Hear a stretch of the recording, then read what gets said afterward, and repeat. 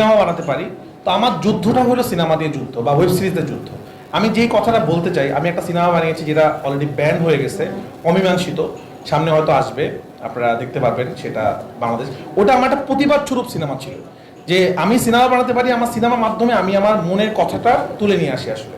তো black money এমন একটা জিনিস যেখানে হয়তো অনেক হাসবেন আপনারা, অনেক কিছু দেখবেন, বাট একটা মেসেজ পাবেন আপনারা, যেটা বাংলাদেশের খুব ইম্পর্টেন্ট মেসেজ। আমি আবার ওই সময় বলেছিলাম ব্ল্যাক মানি বাংলাদেশে কোটি কোটি টাকা পাচার হয়ে গেছে, আপনারা জানেন, যে টাকাটা বাংলাদেশে থাকলে বাংলাদেশ আরো ভালো অবস্থায় থাকতো।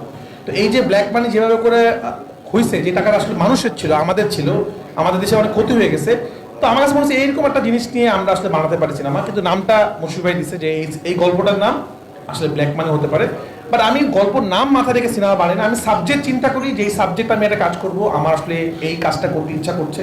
আর আমি একটা জিনিস একটু মানে ক্লিয়ার করি, আমি কিন্তু কখনো এরকম চিন্তা করে কাজ লিখি না গল্প যে এটা একটা